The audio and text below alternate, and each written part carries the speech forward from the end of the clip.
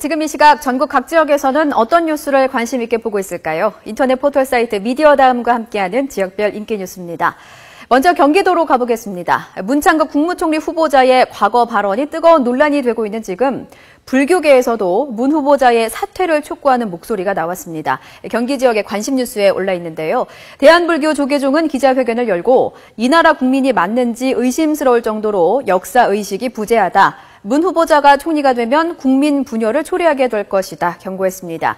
이어서 후보자 지명 철회가 이루어지지 않으면 중앙종회 차원에서 결의안을 상정하고 강하게 맞설 계획까지 밝혔습니다. 문창국 국무총리 후보자의 여러 논란 중 하나가 바로 위안부 관련 발언이었죠. 또 다른 한쪽에서는 세종대 박유화 교수가 쓴 책 제국의 위안부도 도마 위에 올랐습니다. 그 관련 기사 지금 이 시각 서울 지역에 많이 본 뉴스인데요. 가장 문제가 되는 부분은 이겁니다.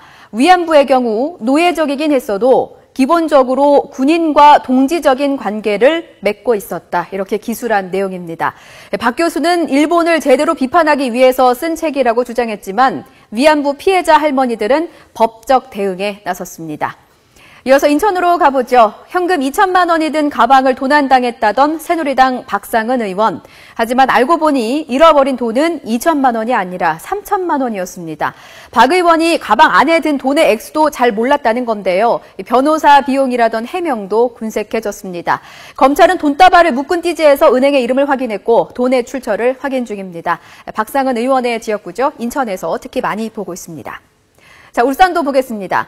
아버지를 여인 지적장애 자매에게 남겨진 재산을 빼앗고 성폭행까지 일삼은 인면수심의 이웃과 친척들이 경찰에 붙잡혔습니다. 울산을 비롯한 강원 지역에서도 안타까운 마음으로 이 뉴스 지켜보고 계십니다. 난방조차 안 되는 집에서 열악하게 생활하면서 점점 배가 불러오는 막내딸을 보고 어느 목사가 신고한 건데요.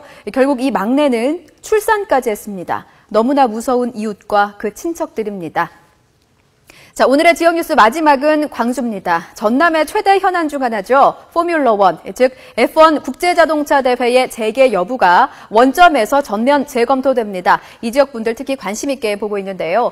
2010년 첫 대회를 치른 F1 대회는 초대형 국제스포츠 성공 개최라는 이면에 누적 적자가 1,900억 원에 달하는 등 어려운 살림을 축내는 주범이란 오명도 동시에 갖고 있습니다. 지금까지 지역별 인기 뉴스였습니다.